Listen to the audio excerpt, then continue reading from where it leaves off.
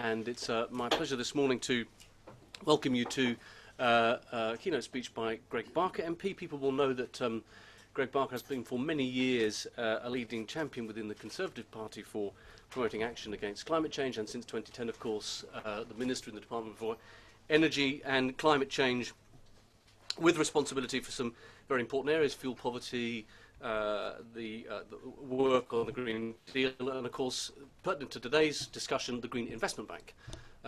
We at IPPR are doing a lot of work on this area. Greg has himself called for the Big Six to become the Big 60,000, and this issue of the decentralisation of energy we think is a very important and interesting one, and we'll be publishing some work later in the summer on that issue. But the Green Investment Bank is an area where there's a lot of cross-party consensus on it. It's a new institution. It has important responsibilities. There are big debates about what its priorities should be, whether it can borrow more in its own right and when it can do that, its relationship to supply chains and so on in particular sectors of the energy market. So there's a lot we can discuss and debate. We're going to hear from the Minister first, and then we'll open it up in the usual way to comments and questions. There is a hashtag for the event, which is #IPPR. There'll be a bit of live tweeting, and I think we're being streamed as well. So this is being live streamed. So when you ask your questions, do make sure you speak up, and we'll have a lively debate afterwards, I'm sure. But very, very welcome this morning, Greg Barker, MP. Greg.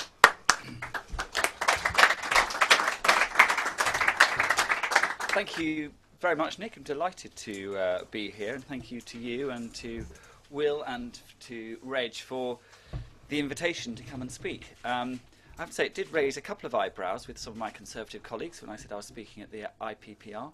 A couple of them questioned whether or not this was an audacious attempt by me to put my scooter onto Labour's front lawn. But I actually see it as a means of sort of political outreach, because, as you said, Nick, in your introduction, this is an area of increasing and important cross-party consensus. And, in fact, not just the Green Investment Bank, the climate change agenda is an area of important consensus. And we mustn't take that for granted, and we need to reinvest in that and keep it that way. So I'm very grateful for this opportunity to basically reflect on the creation of the Green Investment Bank. Since its inception, it's been just over 18 months now in operation. But also, importantly, I don't just want to talk about the record, although I will do that, importantly. I also want to map out some of my own big ambitions for this increasingly effective institution and where I see the GIB going forward. But like any institution, the GIB is only as good as the people that it has in it. And I also want to start by paying tribute to the team there, who have done a really fantastic job, particularly the really exemplary work of the Chief Executive, Sean Kingsbury, who also had been involved right from the get-go with my own Green Investment Bank Commission. Lord Smith, the chairman, but actually the whole team. There's real depth now to the GIB, and I think it's a real credit to them, that also the staying power and commitment of the people there is to be applauded. And as I said, I do want to recognise the strong cross-party political support that there is for the GIB. That's crucially important, is going to continue to be important, and particularly in the House of Commons. That is where I think you see on both sides of the chamber real strength, and that is a strength, as I constantly point out to the GIB itself. Its greatest support is in the House of Commons, and that is its greatest support for the future. Very important to a fledgling institution, particularly as it starts to spread its wings, inevitably ruffling feathers of some of the older, more established institutions in Whitehall. Indeed, some people doubted that GIB actually would ever emerge as a genuinely enduring institution enshrined in statute. It was a very interesting process once we came into government, and getting the GIB established wasn't without its challenges. Many thought, and indeed some in Whitehall hoped, that it would just end up as little more than another short-term quango, another short-lived government initiative. But we said that we would create an enduring institution, and this Conservative-led coalition has delivered to create the world's first genuinely green investment bank, and delivered in double quick time the first type of this bank in the world. And if you want a historic, bold, concrete example of the coalition delivering on our promise to be the greenest government ever, this is something I would hold up above any other policy. But no politician or minister, certainly no minister, can afford to rest on their laurels and just look backwards. All of us, government and opposition, we're all in the future business. And that is certainly true when it comes to environmental, energy and climate change issues. The green agenda has certainly evolved and matured over the last 4 years. It's no longer a minority sport, a sideshow. A transition to a genuine low-carbon economy isn't just a pipe dream in the hopes of a few NGOs or green enthusiasts. Many steps and measures that would have been considered extraordinarily ambitious or even exceptional back in 2009 have actually been quietly mainstreamed into the economy and into government. And while the hyperbole and rhetoric around the green economy and around the green transition or climate change may be measured, or too measured for the likings of some people in the green world from the coalition, in terms of actually delivering real measures, I think we've demonstrated in practice a tenacious ability to actually get things done. We've also demonstrated that low carbon jobs and growth are an essential part of our long-term economic plan. And I would put up as a measure of that, as a KPI of that statement, that thanks to coalition policy, since 2010, we've mobilised a staggering £34 billion of private investment into large-scale renewable electricity. £34 billion, that is larger than HS2, but delivered in just 4 years, and the trajectory is even more ambitious. Providing that total package, providing we estimate something like 37,000 jobs. And if you want a concrete example of where the GIB is really already catalysing investment at scale and making a huge difference to business as usual, look no further than the investment that it's pulling in to offshore wind. I was with David Cameron, the Prime Minister, last summer when he personally went to inaugurate the world's largest offshore wind array off the coast of Kent, and to restate his ambitions for the UK offshore wind industry. During our time in office, we've become the largest producer of offshore wind of any country, any economy on the planet, here in the UK.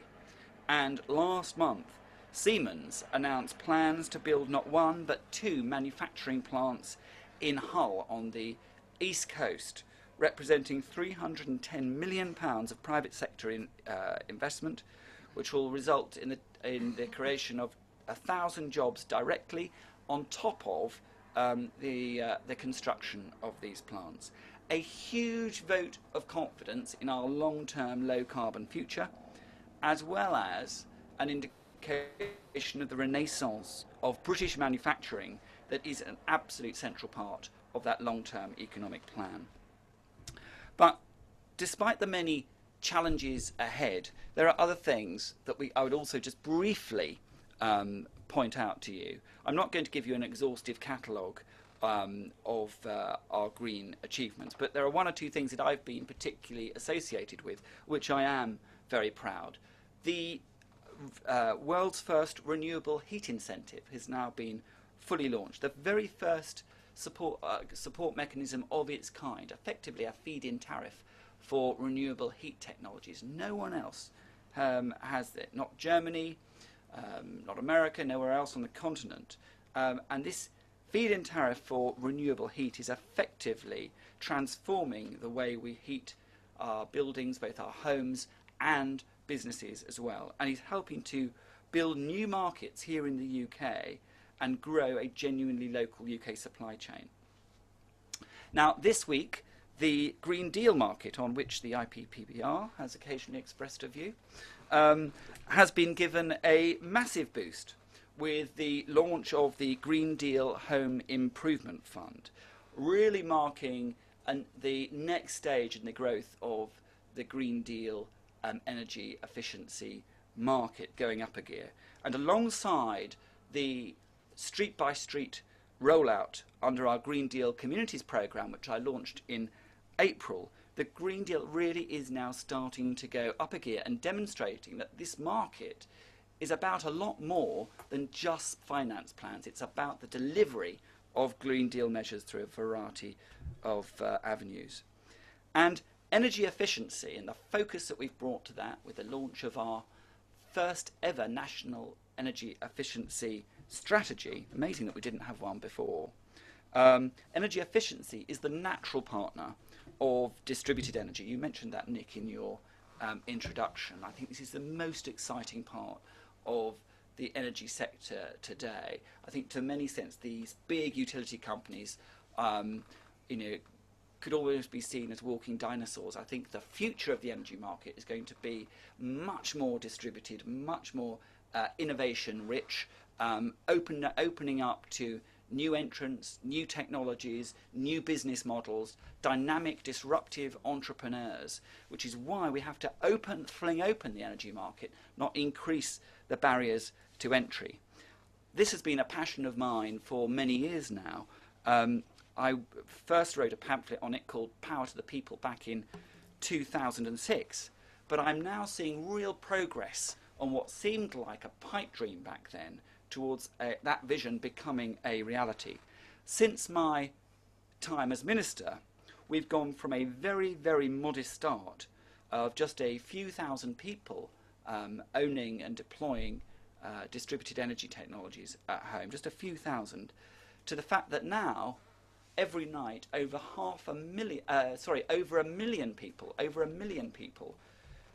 go to bed with a solar panel on their roof, which will then burst into action as soon as the sun rises. And over 500,000 installations now in place, but we've only really just begun to scratch the surface of this consumer distributed energy revolution. And it's not just solar. There are other exciting distributed energy technologies as well, both at a domestic, commercial and community-based level, which are going to make a real impact in the years to come. We've gone from just a few megawatts under the last government to close to 4 gigawatts now. 4 gigawatts. It's an extraordinary feat of installed capacity of solar alone, with my ambition to reach 20 gigawatts by the early part of the next decade. We've gone from being the poor relation of Germany on solar to actually being, and I know this because I was in China last month, to being the most exciting growth market for solar and solar investment of anywhere in Europe. So, from the offshore wind turbines as tall as the Gherkin with a blade span as wide as the London Eye, to the solar panel on the roof of a bungalow in Bexhill, low carbon technologies are transforming Britain. But there's much, much more to do, and it all requires investment. And that's what I want to talk to you about today. It's what I believe will prove to be one of the most important and certainly most enduring legacies of David Cameron's first term in office, the Green Investment Bank. In particular, on the GIB, there are 3 points that I want to make and emphasise today. Firstly, very simple. Don't undersell it or underestimate just how proud we should all be of the creation of the GIB. Secondly, the GIB is already a success, mobilising billions of pounds from the private sector in the UK low-carbon economy, and we should recognise that. But thirdly, and this is my big message today, we've only just begun. There is much, more that this institution can do and deliver. So firstly, I hope this pan-political audience will allow me to have just a very brief brag to remind you that it was the Conservatives that first pledged to create a green investment bank, a commitment first made by George Osborne in November 2009. In opposition, I worked directly with the then Shadow Chancellor to establish the Green Investment Bank Commission under the leadership of Bob Wigley, the former CEO of Merrill Lynch, someone I deliberately picked from the private sector, not from a green NGO, not one of the usual suspects, but someone with a very commercial background to make the case for low carbon investment and intervention in the market to support it. And Bob deserves huge credit for doing such a great job, scoping out real scalable deliverable options for the creation of the GIB. Bob's role was absolutely critical, alongside that of others that accepted my invitation to join the Commission. I won't shout them all out, but I would particularly mention Catherine Garrett-Cox of the Alliance Trust, and also the support that we received in opposition from Nick Stern for his input into the early thinking and shaping of the GIB. And then within 2 years of coming into office, legislation was passed and the GIB came to life. And following a further allocation of funds to the GIB in last year's spending review, the GIB now has total committed funds of £3.8 billion. Now, I know there are many people in this room who would say, give it more, give it more. And I understand that. But let's just reflect that hugely by any of the parties at the last general election in any of their manifestos.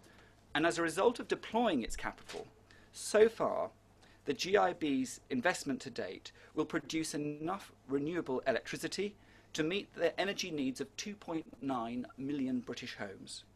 It will cut as much CO2 as taking 1.5 million cars off the road.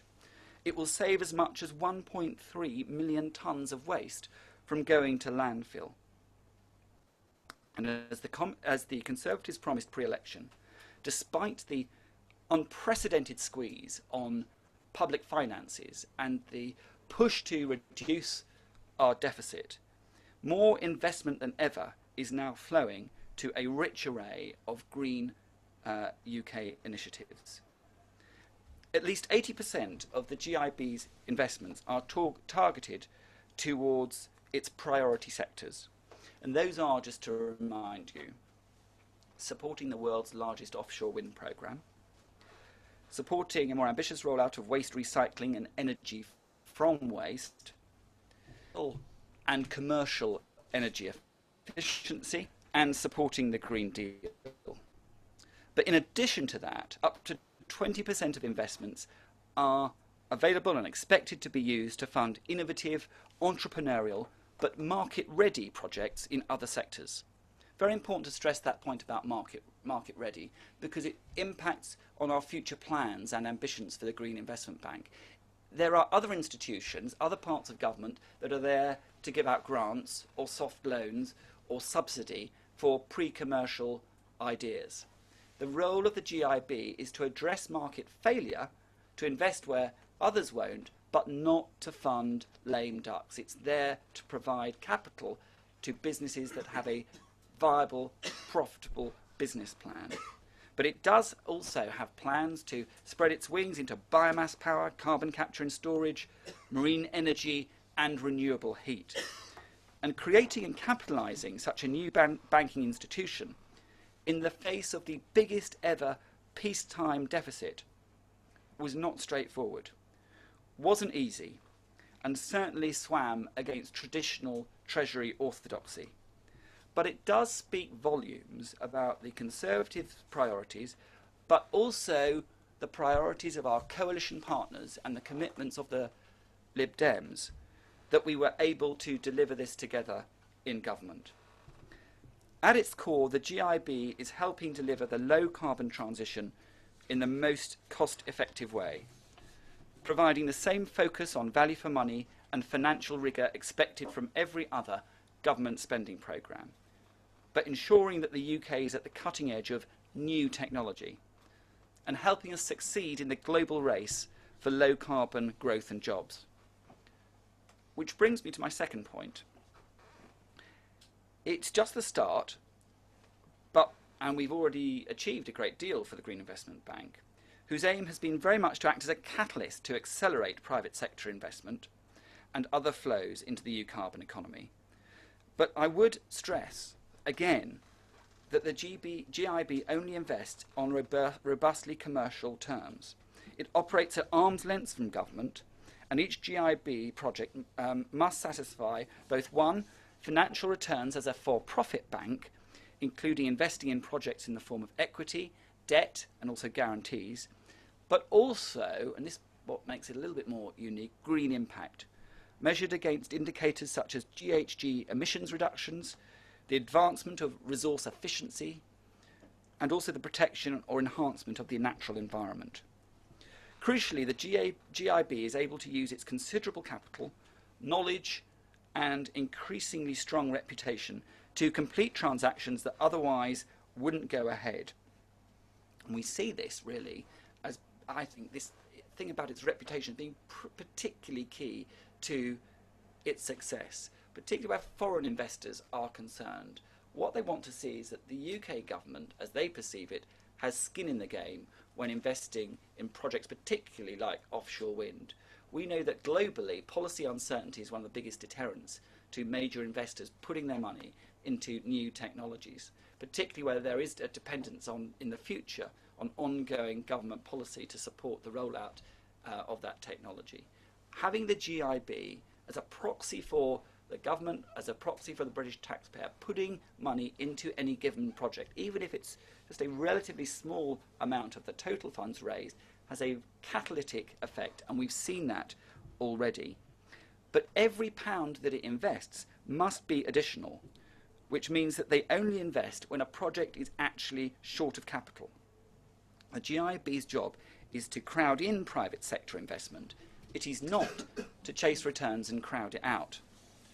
But the GIB is having a real impact, both through the projects it supports directly and by improving the overall financing environment and attracting private capital into green sectors.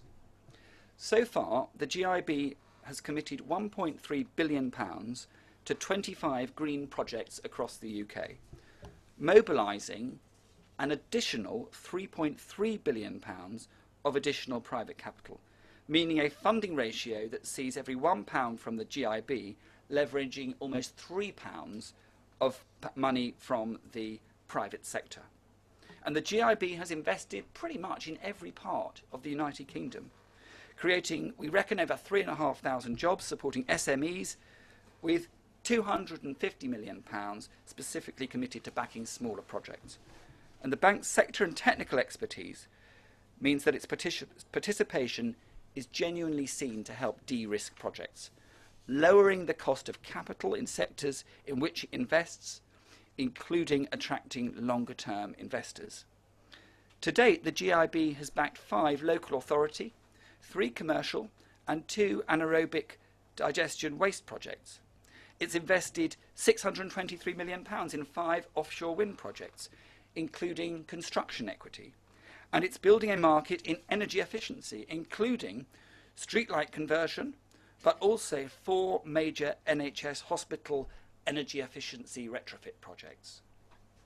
Key examples of what it's doing include providing an early commitment of £2 million finance for TEG Biogas, London's first commercial anaerobic digestion plant. Now fully operational, this initial investment by the GIB helped to draw in a total investment of £21 million into the AD plant, equivalent to a funding ratio of £1 to the GIB to almost £10 from the private sector. And TEG Biogas will generate enough power to support the annual energy use of nearly 2,500 households. And it will save 16,500 tonnes of CO2. The GIB played a critical role in helping Evermore CHP plant, Northern Ireland's largest renewable energy plant, to actually make financial close.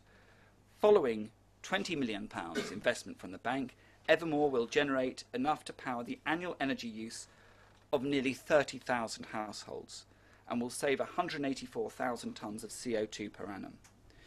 And the GIB, critically, has helped create a stronger market for the UK in offshore wind finance through providing refinancing of Masdar's stake in the London RA, as well as refinancing stakes in Walney offshore wind farm in Cumbria in the Irish Sea, helping not only to finance but also increase the spin cycle in offshore wind, meaning that money can be recycled quicker, that we can get the developers out and onto the next project and bring in long-term investment once the build-out has been complete.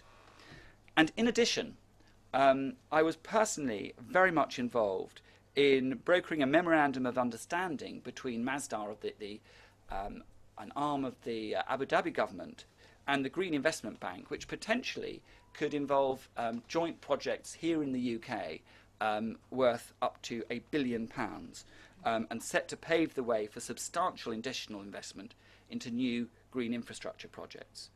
And this alliance between the GIB and Masdar represents a huge vote of confidence in the UK clean energy sector. And given the pioneering low-carbon achievements of Masdar, it also makes strong strategic sense for the GIB as well. It's a two-way street.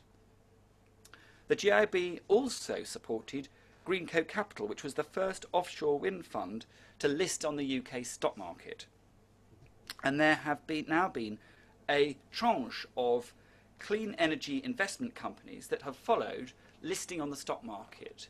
And the GIB basically opening up the stock market, the IPO market, for effectively a new asset class, bringing in new shareholders, creating liquidity, opening up a new market for clean energy.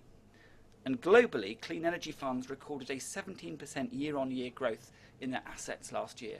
Around mixed messages and mixed news for the clean energy sector, there are some really encouraging signals. And I can tell you, wherever I go in the world, people ask about the Green Investment Bank.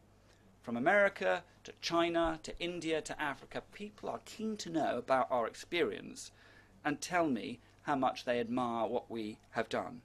The GIB's international reputation is soaring, but we need to do more to take advantage of that fact.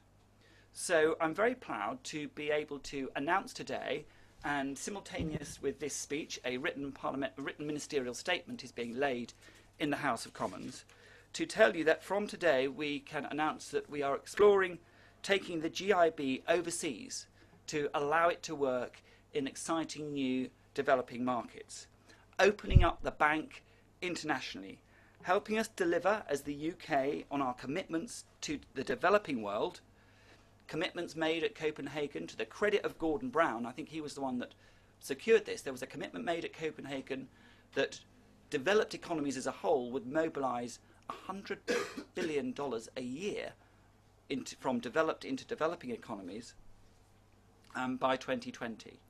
And that's going to be a combination of private and public money. But we really have to put our shoulder to the wheel, and the UK, as the home to the City of London, with a genius for innovative financial products, and as the home to the largest source of low-carbon capital globally. More money was raised out of London last year to support the global transition to a low-carbon economy and to support a market for low-carbon goods and services was expected to reach $5 trillion by 2015. No one can do a better job of helping to take this UK marvel and take it overseas than the UK.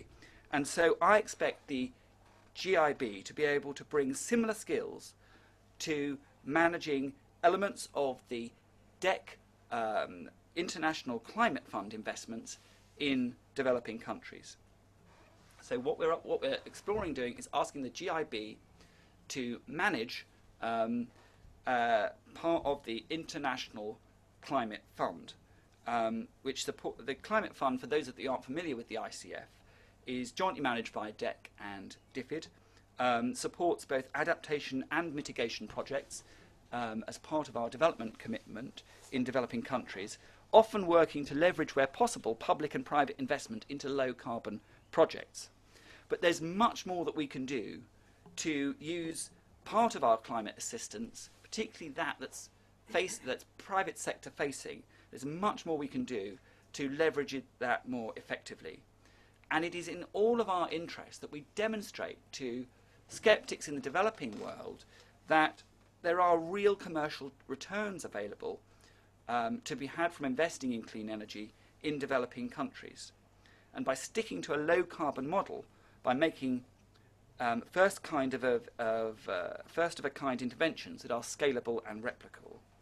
So opening up the Green Investment Bank internationally would harness the GIB's expertise and success in mobilising private sector investment in the UK and allow us to start replicating that in the developing world by using the GIB to manage some of the DEC elements of the ICF. But let me be absolutely clear. Not a single penny of the GIB's own money will go abroad. Every single penny of that £3.8 billion that it's received from the Treasury and has on its balance sheet is needed here in the UK and will stay here in the UK. And what's more, it won't deflect the teams that are deploying that funding here in the UK in critical UK projects. A new team will be established to manage these funds on behalf of DEC. But they will be able to leverage the green brand. They will be able to take advantage of the institutional knowledge, wisdom and experience that there is in the institution. And we're currently exploring the viability of a pilot that would use the GIB as a vehicle for some of the DEC International Climate Fund.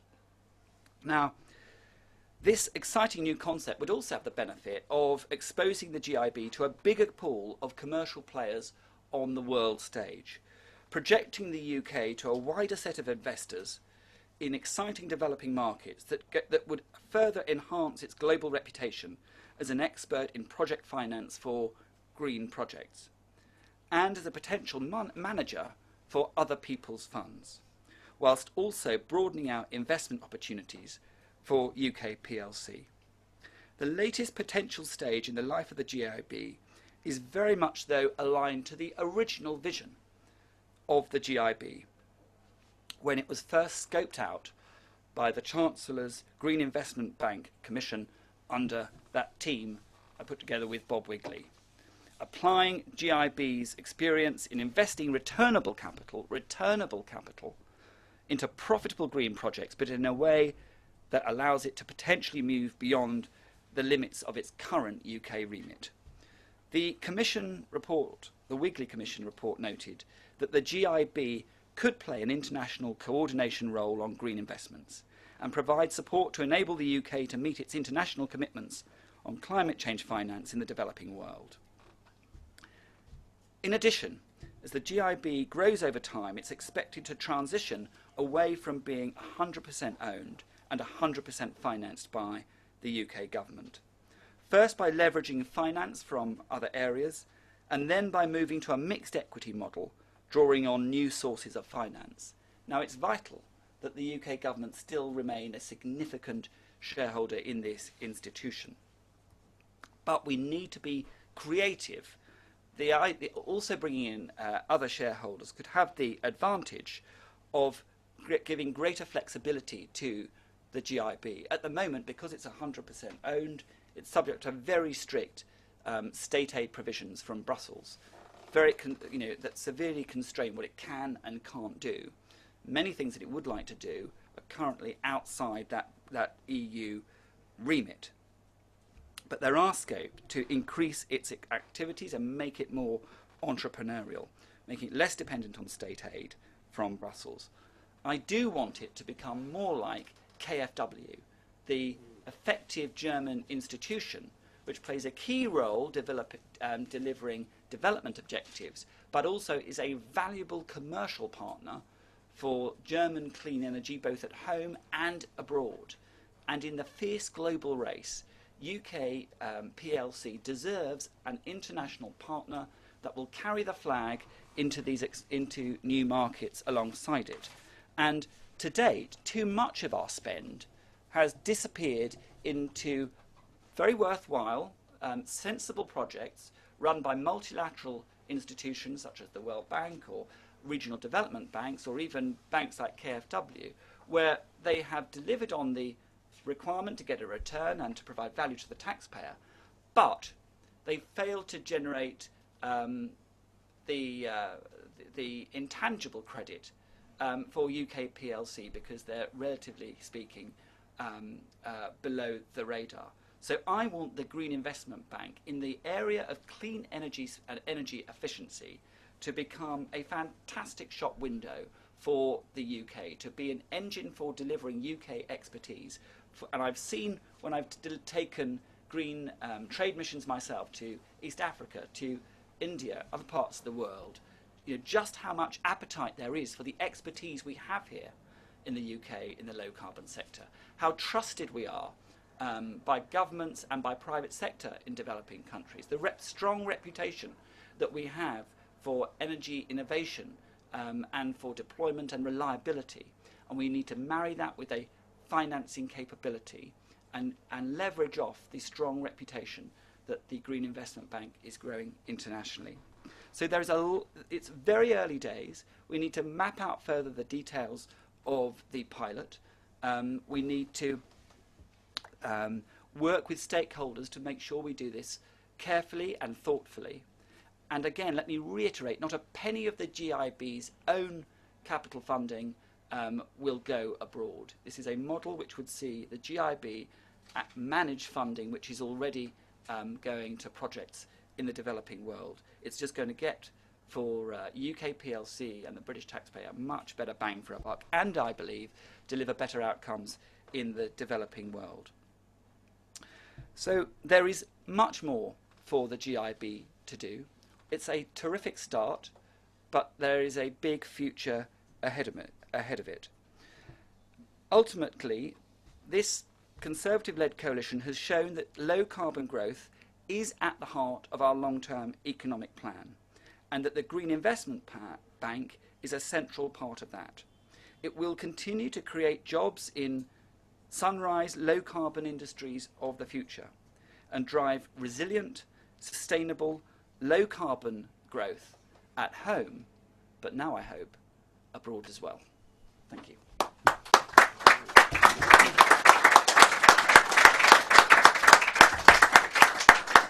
Well, thank you very much indeed, Minister. A very important announcement there. And I also think what you said at the beginning about the GIB becoming an enduring institution is very, very important to hold on to, because it's very rare in politics that we are able to create enduring institutions. Quangos come and go, initiatives come and go.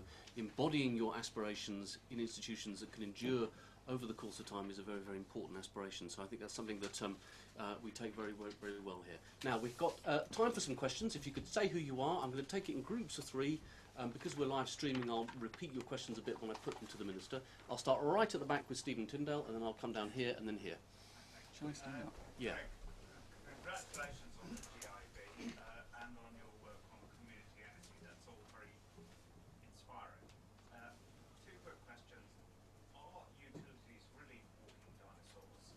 Who's going to build the offshore wind, the nuclear, the CCS? Don't utilities have a role in that? And secondly, is district heating part of the plan? Because that's something that could be done by communities, local government, like we did in Redbridge, and a Conservative Lib Dem coalition drew up plans for district heating. It's now Labour, so in a cross-party spirit, can we have some money, please? Right. Okay, let's take those 2. So I'll just repeat them so that people watching this on the internet can hear. So are the big 6 really walking dinosaurs, and what role do they have in the investments we need in offshore wind and so on? And then district heating. This is an interesting question. There's a particular aspect of that which is from places like Redbridge who want to do this sort of thing. What role does it have in your plans? Well, firstly, we can't just live on distributed energy alone.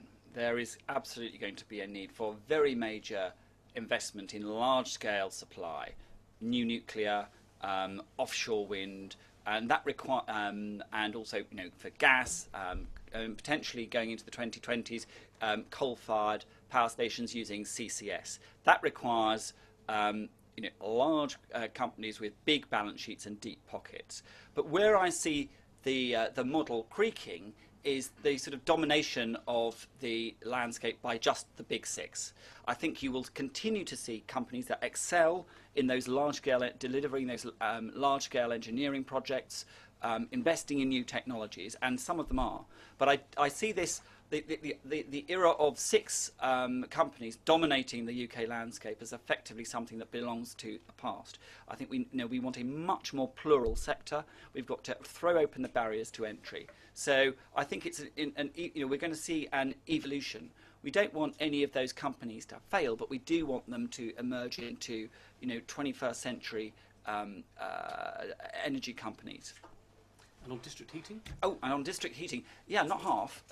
We have established for the first time this year a district heating office in DEC. We now have I think it's the district and CHP deployment office under David Wagstaff, he and his team are doing a great job. We've actually got money to work with local authorities to help them work up plans. District heating, CHP at the heart of that, is critical to our long-term carbon plan. And for too long we've seen a gradual decline in CHP delivered at a local level by local government, and I think we need to see a renaissance in local government private partnership to deliver real district heating plans. And the initial signs, it is very early days, are quite encouraging. Great, thank you. So there's a gentleman here, yeah, you. Hi, I'm David Simons from WSP, and as a firm that's working pretty closely with Green Investment Bank, we obviously fully support them. I just want to ask about timescales. Two timescales. First of all, how quickly will the ICF exploration move to pilot if things go well? And secondly, do you have a view on the timescale to move to your KfW structure that you're setting up? Well, I don't have a specific date that I can give you, but I would hope that the exploration would be a matter of months. This isn't a big, long, ponderous exercise, and that at the end of that we would be in a position to announce a pilot. If providing that we have the evidence to back that. But I think that's exciting. I would expect that pilot to be meaningful, as in managing hundreds of millions of pounds. But I wouldn't put a figure on that yet. And in terms of the long-term transition to KfW, well, that's partly going to be a challenge for the GIB themselves. But in terms of reputation, in terms of potential, I think it's already emerging. We just need to make sure that the GIB have the tools to do that, to do the job. Okay, and gentleman here was next, yeah. Ed King from RTCC Climate News. Can we expect more details on this from David Cameron when he attends the Ban Ki-moon's Climate Leaders Summit in September? And how do you see the Green Investment Bank, if it's going to work in developing countries, how do you see it working more closely with the UN's Green Climate Fund, which is obviously being launched at the same time? Presumably they're not going to be competitors. No, certainly the GIB will not be competing with the GCF. The UK is a strong supporter of the GCF. We are keen that we solve the governance issues and get a robust structure that we can all have confidence in and get on and capitalise the GCF. And if we can do that in time for the UN summit in September, that would be great. That could be challenging, but certainly we need that done by Lima at the end of the year at the very latest. So I see them as natural partners, actually, rather than competitors. As to whether or not this is something that the Prime Minister will raise in September, I think we're still awaiting formal announcement of the Prime Minister's September plan, so I can't preempt that. Okay, we've got a lot of people want to ask questions, so I'm going to take a group of 3 questions now. So I had a gentleman there in the beard first, yeah, and then a gentleman here, and then I'm going to come down the front. Yeah. Andrew Rengott, Executive Director from the Aldersgate Group, and I'd also like to congratulate you on your leadership in this area and completely agree that this is one of the big success stories of the government's green policy. I just wanted to pick up on some of the figures you mentioned. That from what I understand, the GIB spent 1.3 billion out of 3.8, and whether you think maybe we're slightly behind the curve and what the barriers have been to deploying that capital, and whether you're confident that it will spend the 3.8 under the current framework? And secondly, what would you be pushing for to be in the Conservative manifesto in terms of scale up?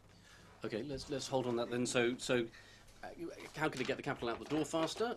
And what's the Tory manifesto going to say on these questions? Probably a bit early for manifestos, but we might get a hint. Gentleman here. Ed Matthew from E3G. Could you say a bit more about the Green Investment Bank's role in energy efficiency? Whether you're likely to move to more of a KfW model, where they raise the capital through borrowing for their loans for energy efficiency and Germany very successfully. I think they have a 1% interest rate on their loans, and they move about 350,000 a year. So do you think that's the future? And would you be making a manifesto commitment to that effect on the Tory Party manifesto? Okay, so borrowing for energy efficiency, and then gentleman here, last one in the three, and then I'll do one more round. Yeah, Michael Grubb, Professor at UCL and Senior Advisor to Ofgem, but my question is really more related to my former employment. Up until 2009 I was with the Carbon Trust as the Chief Economist. And you said two things that rather struck me. One is increasing private finance, and second obviously the announcement on internationalisation. The Carbon Trust obviously started as a pure government-funded entity in some of the similar areas.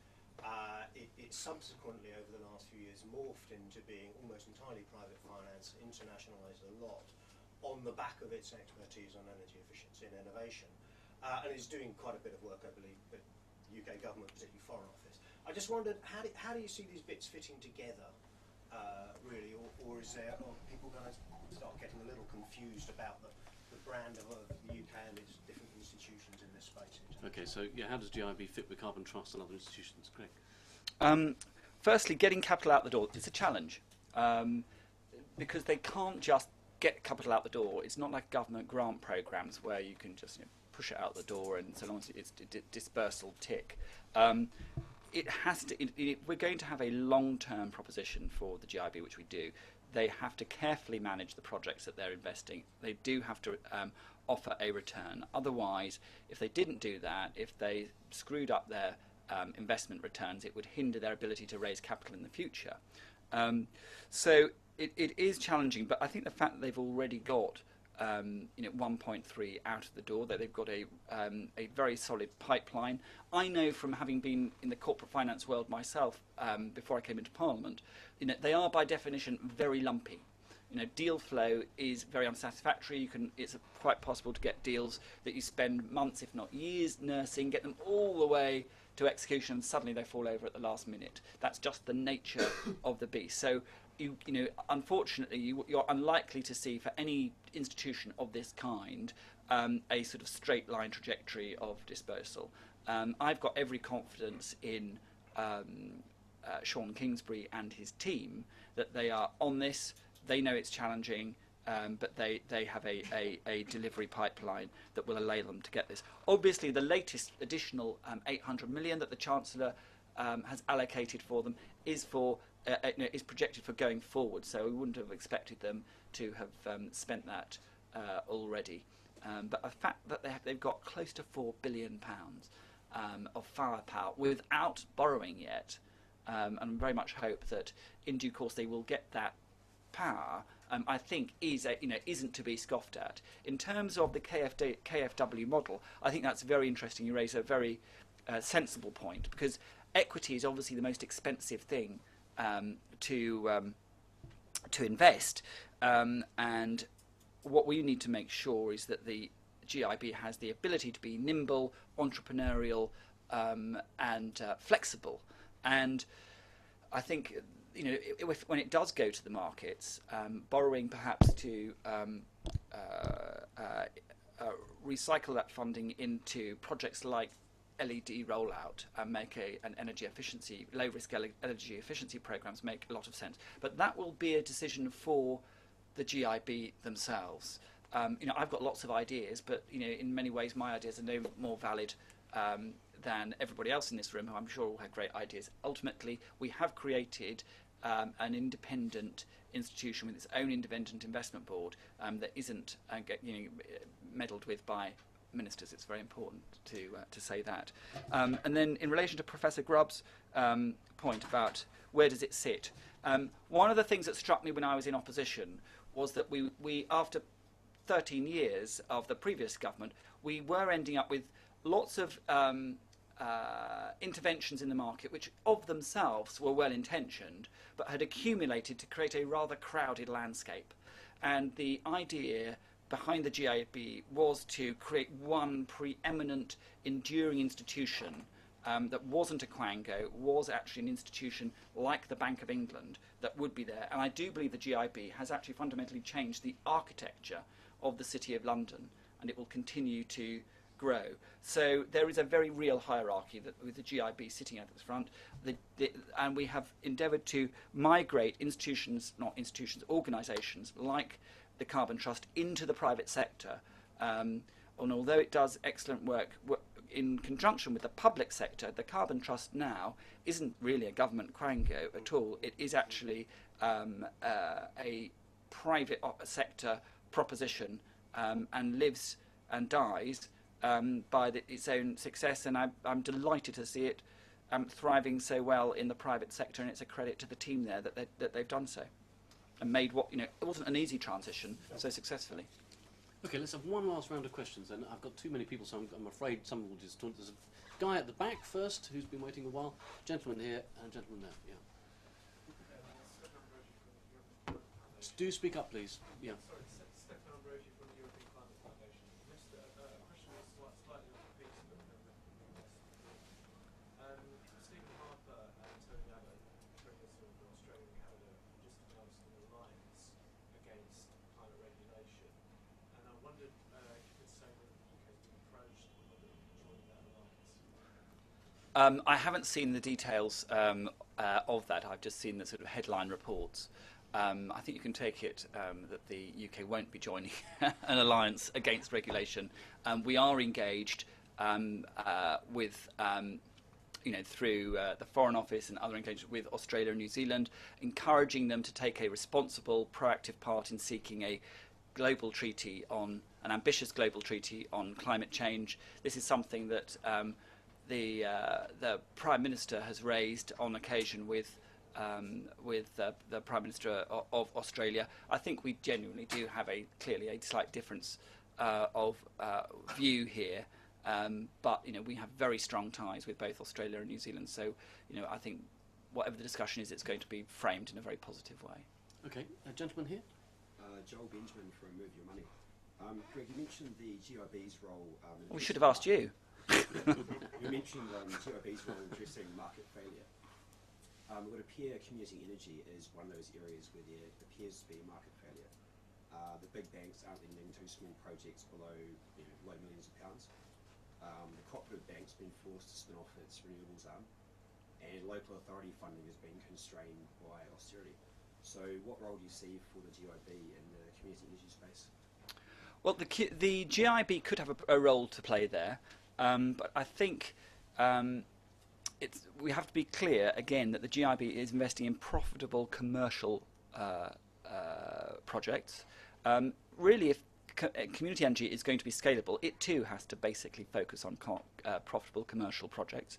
And if that's the case, then there is an alignment of interest there. But I think there's another source of funding which is very exciting for community energy, and that's crowdfunding, coming at the same proposition, but from a very different angle to the GIB. The potential for crowdfunding, I think, is much more appropriate to community energy, as it actually literally does what it says: bring in a number of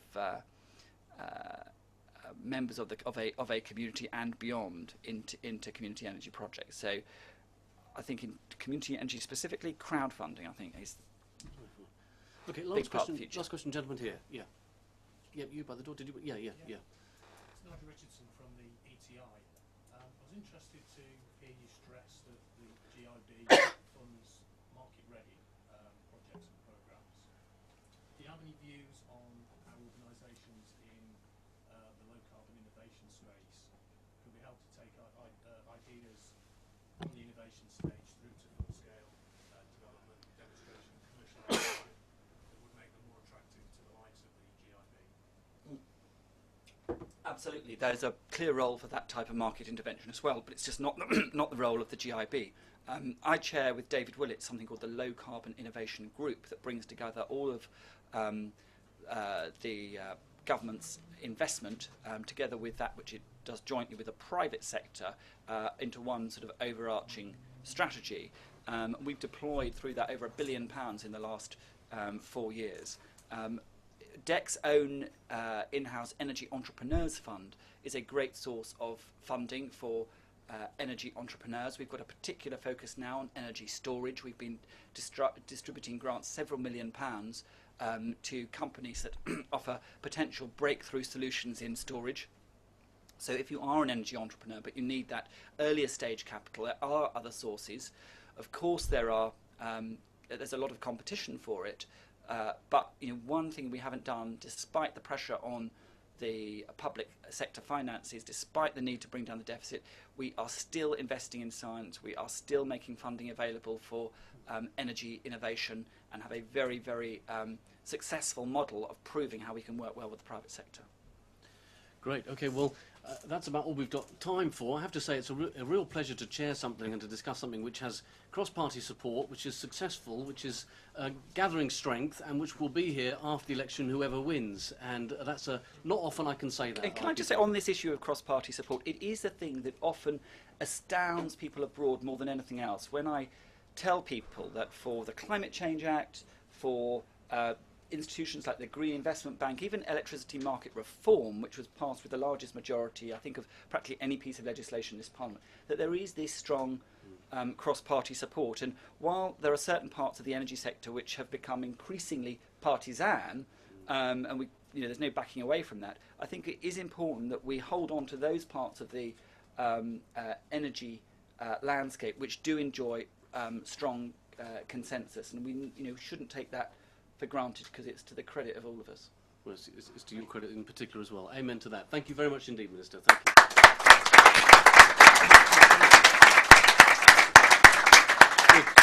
Well, please do keep in touch with our work. As I said at the beginning, we're publishing some things over the summer in this area, particularly on decentralisation of energy, distributed energy. We've got a whole low carbon manifesto programme underway here, so keep in touch with our work and do look out for those as they come out. Thanks very much. Thank you. Thanks so much. That was great. That was really good. And very Very nice note to end on.